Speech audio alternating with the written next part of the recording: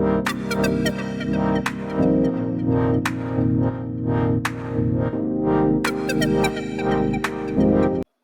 Hi guys, welcome back to my YouTube channel.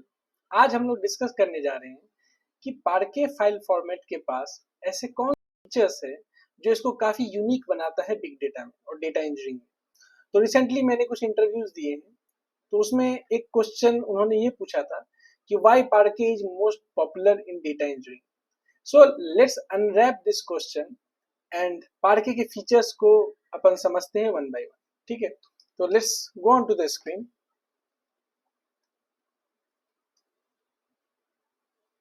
तो आज का एजेंडा क्या है हमारे पास कि पार्के फाइल फॉर्मेट कैसे बीट करता है अदर फाइल फॉर्मेट को, लाइक CSV, एवरो, ORC या फिर प्रोटबफ ETC। तो ऐसे पार्के के पास ऐसा क्या फीचर्स है जो इसको बहुत यूनिक बनाता है। तो लेट्स डिस्कस दिस। इसमें हमारे पास पहला इसका फीचर है इट्स कॉलमनर बेस्ड स्टोरेज।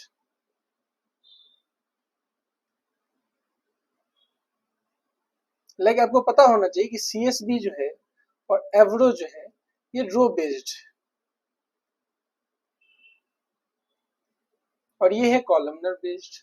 ठीक है, इससे क्या पता चलता है, तो चलिए इसको डिस्कस करते हैं। तो CSV में रिकॉर्ड जो है वो एज ए रो यहाँ पे इंसर्ट होता है किसी पर्टिकुलर टेबल में, राइट। और इसके कुछ कुछ फीचर्स है F1, F2, F3 and so on. ठीक, तो कॉलमनर बेस्ड का वो कैसे स्टोर करता है, तो वो इस तरीके से स्टोर करता है कि F1 फीचर का सारा रिकॉर्ड डाल दिया, सारा फीचर डाल दिया। ठीक है, जैसे F1 सपोज करो आपकी कंट्री कॉलम, तो सारे रिकॉर्ड का कंट्री कॉलम इधर होगा। ठीक है, फिर F2 फीचर मेरा है एम्प्लॉय आईडी, तो सारे रिकॉर्ड का एम्प्लॉय आईडी एक कॉलम में ऐसे स्टोर होगा। तो इसका बेनिफिट क्या है, अब इसका बेनिफिट होता है ओलैप के केस में, जब आप एनालिटिकल क्वेरी आप डालते हो to read the data from the database. अब जैसे सपोज करो मेरे पास है 100 रिकॉर्ड। अब मैंने बोला कि मुझ इस 100 रिकॉर्ड में से आप कुछ पर्टिकुलर 5 फीचर या 10 फीचर आप ला के दो। Suppose I am taking example, dummy example. तो आप क्या करोगे, इस हर एक रिकॉर्ड में जाओगे और हर एक फीचर्स में आप जाओगे कि ये फीचर हमारा रेलेवेंट फीचर है कि नहीं। ठीक है, आपको हर एक फीचर में ट्रेवर्स करना पड़ेगा, हर एक रिकॉर्ड में भी। ठीक है, पर ऐसा नहीं है। अब यहाँ पे पार्के में क्या है, आपको F1 फीचर चाहिए एक जगह पे है, F2 फीचर एक जगह पे है, तो आप सिग्निफिकेंटली प्रून कर सकते हो, मतलब अनरेलेवेंट फीचर को। ठीक है, तो ये प्रूनिंग में काफी आसान है।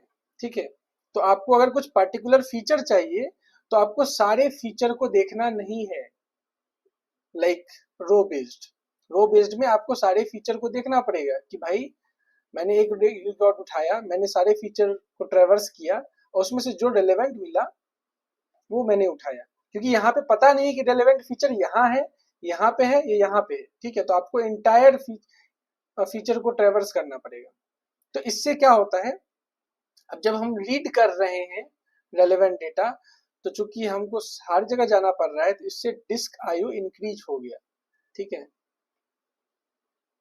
इसमें पर्टिकुलर फीचर सारे रिकॉर्ड्स का एक ही कॉलम में फीचर है, तो आसान आसान हुआ हमको सिलेक्ट करने में। तो इसको अपन बोलते हैं प्रूनिंग करना आसान है इसमें। तो लेस डिस्क आयो, ठीक है, ओलैप के केस में। तो आई गेस ये क्लियर होगा कि why columnar based storage is suitable for OLAP like analytics processing. ठीक है, रीड इंटेंसिव क्वेरीज के लिए। अब सेकंड फीचर पे आते हैं, तो एक एक को अच्छे से डिस्कस करेंगे अपन। ठीक है, अब सेकेंड फीचर क्या है हमारा, तो वो है कंप्रेशन टेक्निक्स। क्या है? Compression techniques. अच्छा, अब ये क्या होता है? सीएसबी में इनबिल्ट कोई कंप्रेशन टेक्निक्स नहीं होता है। लाइक आपने सुना होगा स्नैपी और जीजिप। तो कंप्रेशन टेक्निक का मतलब है कि कोई डेटा अगर 100 जीबी का है, ठीक है, और इसमें कुछ रेडंडेंट डेटा अवेलेबल है। रेडंडेंट मीन्स एक ही डेटा कई बार, मतलब कई जगह पे है, ठीक है, एक ही समझ लो आप डेटा, जैसे आप समझ लो एक की है, वो कई जगह पे है। ये ऋषभ नाम का जो डेटा है वो कई जगह पे अवेलेबल है। तो इसको अपन कैसे कंप्रेस कर सकते हैं? लाइक 100 जीबी ऑफ डेटा है, तो इसका डेटा साइज कैसे अपन कम कर सकते हैं, इसको बोलते हैं कंप्रेशन। ठीक है, तो मैं एग्जांपल देता हूँ। जैसे मान लो कि ऋषभ जो है वो रिडंडेंटली अवेलेबल है 3 टाइम्स, और केशव जो है वो 2 टाइम्स। इसको कैसे अपन कंप्रेस करेंगे? मैं बोलूंगा R3 K2। ये होता है कंप्रेशन। मीन्स मीनिंग सेम रहा, पर हमने इन मतलब इसको क्या किया, अपन एक रिप्रेजेंटेशन दे दिए, स्मॉलर रिप्रेजेंटेशन दे दिए, इसको बोलते हैं अपन कंप्रेशन। ठीक है, तो इसके वजह से क्या होता है, डेटा साइज को हम सिग्निफिकेंटली रिड्यूस कर पाते हैं। ठीक है, अब डेटा साइज कम होता है तो ऑब्वियस ही बात है नेटवर्क आईओ क्या होगा, वो कम होगा। Means over the network we need to transfer only small amount of data. अब स्मॉल अमाउंट ऑफ डेटा को ट्रांसफर करना है तो लेटेंसी क्या हो रहा है, यहाँ पे इंक्रीज कर रहा है। ठीक है, तो ये था हमारा कंप्रेशन टेक्निक्स जो पार्के फाइल फॉर्मेट के पास अवेलेबल होता है, आप इसको यूज कर सकते हो। ठीक है, अच्छा, हमने पढ़ा कॉलमनर बेस्ड और कंप्रेशन टेक्निक्स जो पार्के फाइल फॉर्मेट में है। तीसरा है इनकोडिंग। इनकोडिंग टेक्निक्स भी अवेलेबल है पार्के फाइल फॉर्मेट में। अब इनकोडिंग टेक्निक्स क्या होता है, जैसे बाइनरी इनकोडिंग है, ठीक है, फिर डिक्शनरी इनकोडिंग होता है, डिक्शनरी इनकोडिंग, फिर है रन लेंथ इनकोडिंग। तो चलिए इन तीनों को समझते हैं। बाइनरी इनकोडिंग का मतलब है कि सीएसपी में हमारे पास जो डेटा है वो एज ए टेक्स्ट स्टोर होता है। लाइक एलआई से समझ लो, एक नाम है, तो ये स्टोर होगा ऐसे एज ए कैरेक्टर, चाहे कोई भी हो, नंबर हो या फिर स्ट्रिंग हो या फिर बुलियन हो, वो सारा एज ए कैरेक्टर स्टोर होगा इस तरीके से।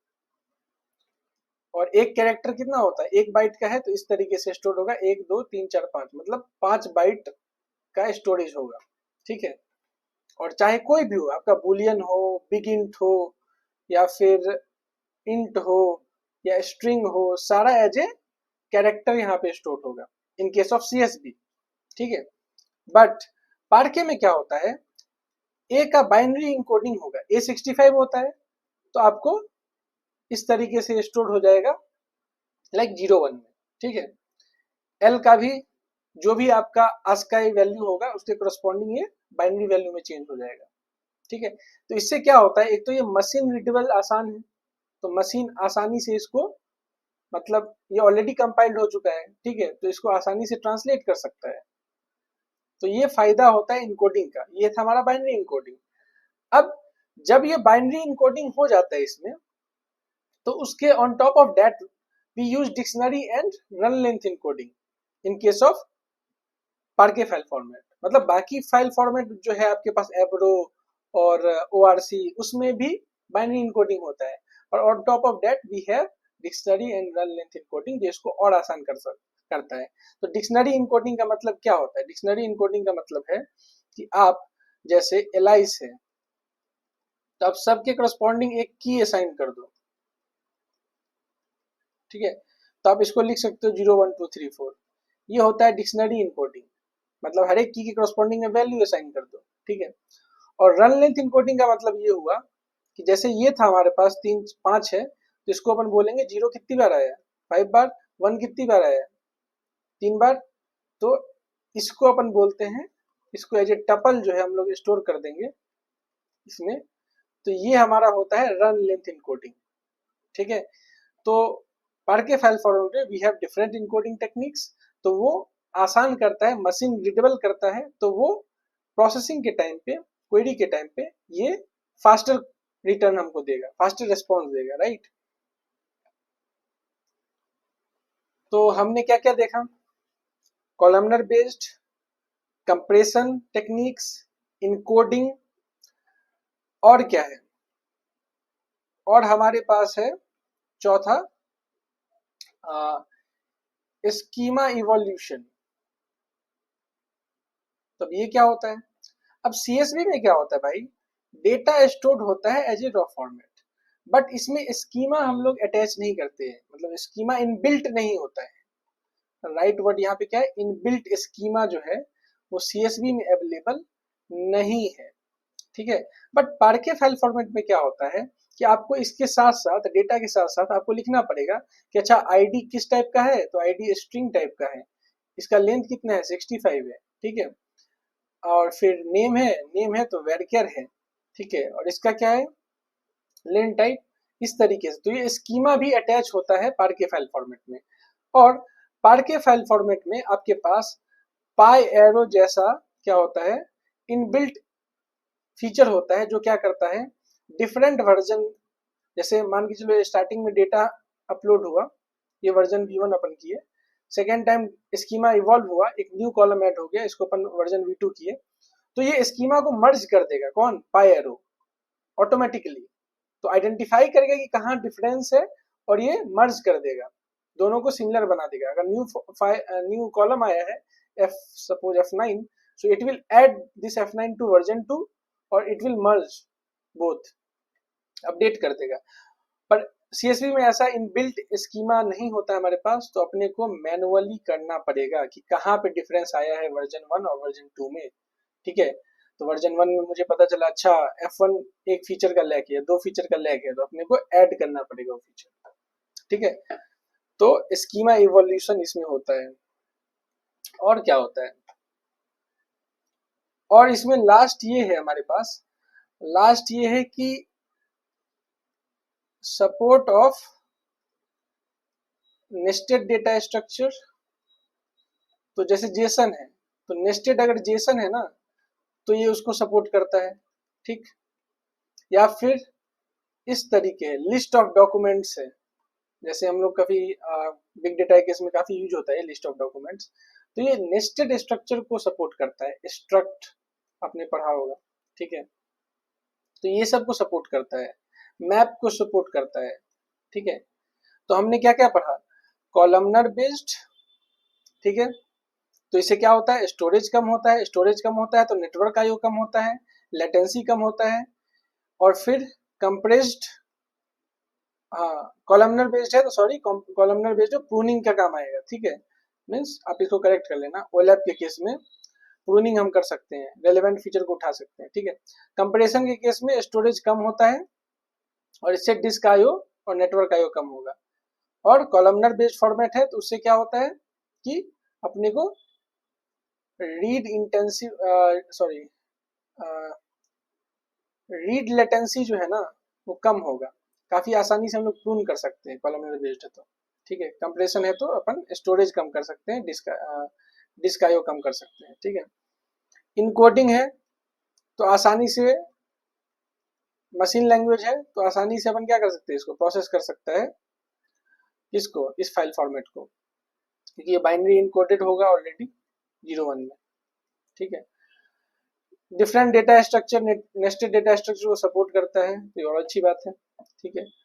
तो ये था हमारे पास रेलेवेंट फीचर्स पार्के के, आई गेस आपको क्लियर होगा। अब एक डिटेल्ड कंपैरिजन कर लेते हैं कि सीएसवी से ये कितना अच्छा है। तो आई गेस मैं डेटाब्रिक्स का वेबसाइट ऑलरेडी खोला हूँ, तो मैं आपको दिखाता हूँ डिटेल्ड कंपैरिजन कि सीएसवी में क्या होता है और पार्के में क्या होता है। तो देखो यहाँ पे कि 1 TB का डेटा S3 में प्रेजेंट है एज ए CSV फाइल, ठीक है।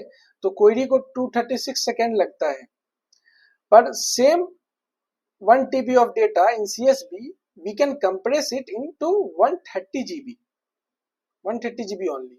So we have saved 87% in case of Parquet file format. with respect to storage, I am telling you, ठीक है। और सेम डेटा को 6.78 सेकेंड में ही अपन क्वेरी कर पाते हैं। क्वेरी क्यों आसानी कर पाते हैं? क्योंकि प्रूनिंग टेक्निक इसमें ये लेस स्टोरेज क्यों है? क्योंकि हमारे पास कंप्रेशन टेक्निक्स, तो 34 टाइम्स फास्टर हुआ, ठीक है, लेटेंसी आप कह लो। ये स्टोरेज 87% इफिशियंट है इन कंपैरिजन टू CSV, ठीक है। और इररिलेवेंट डेटा को स्कैन नहीं करना पड़ा, जैसे मैं बताया था आपको कॉलम प्रूनिंग, तो 99% लेस डेटा स्कैन, ठीक है। तो इससे अपन कॉस्ट बचता है, क्योंकि आप जब भी वो प्रोसेस करते हो तो आपका कम डेटा को ट्रांसफर करना पड़ा, इस वजह से आपका कॉस्ट बचता है। लेस डिस्क आईओ होता है, तो लेस कंप्यूट रिसोर्स चाहिए आपको, ठीक है। तो आई गेस यहाँ तक क्लियर होगा। तो मैंने आज बताया कि CSV से कैसे अच्छा है पार्के। पार्के के पास डिफरेंट फीचर्स हैं और क्यों हम लोग पार्के को वाइडली यूज करते हैं डेटा इंजीनियरिंग में। तो आई गेस यहाँ तक क्लियर होगा। फिर नेक्स्ट मिलते हैं नेक्स्ट वीडियो में with some different topic. Till the time please do like, share and subscribe and watch more to gain more understanding, and bye bye, thank you, signing off.